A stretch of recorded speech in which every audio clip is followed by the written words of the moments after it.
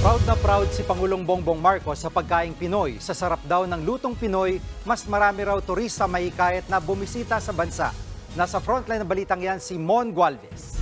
Usapang pagkain naman muna tayo. Chibog Tourism ang sentro ng pinakabagong vlog ni Pangulong Bongbong Marcos. Lalo ngayong tag-init, masarap daw mag-food trip. Kakambal ng mga pagpapalamig ay pag food trip. Masarap yung may iniinom ka na malamig at saka kumakain ng masarap.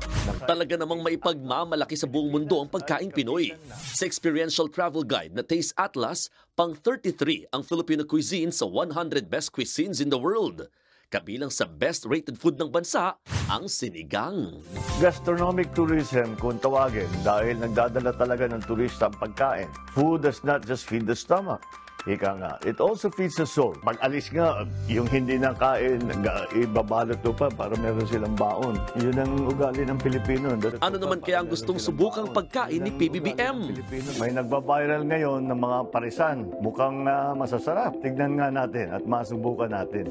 Kabilang sa prioridad ng DOT ang food tourism dahil natutulungan ito ang mga malilit na negosyo. Kaya kahit tapos na ang Filipino Food Month nitong Abril, hinihikayat pa rin ng Department of Tourism ang publiko na bumisita sa Experience Philippines Hub sa Luneta at Intramuros. Tampok dito ang ipinagmamalaking pagkain ng ilang rehiyon at probinsya tulad ng pakbet at igado ng Ilocos, Bicol Express, Sisig Kapampangan at marami pang iba.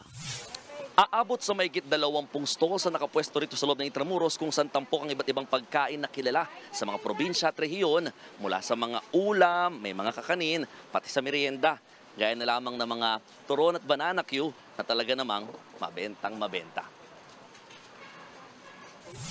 Git nila, mas pinapakita nito ang yaman ng kultura ng Pilipinas. Gaano kadami yung isla natin dito sa Pilipinas, ganon din kadami ang iba't ibang klase ng pagkain natin. Yung pagkain kasi is part of who we are as Filipinos. Hindi lang siya pantawid gutom. Talagang isa siyang identity natin at magiging trademark natin ito as Filipinos sa buong mundo. Nagbabalita mula sa Frontline, Mon Gualvez, News 5. Mga kapatid, Jiggy Manikad po, iba na ang may alam at may pakialam sa panahon ngayon.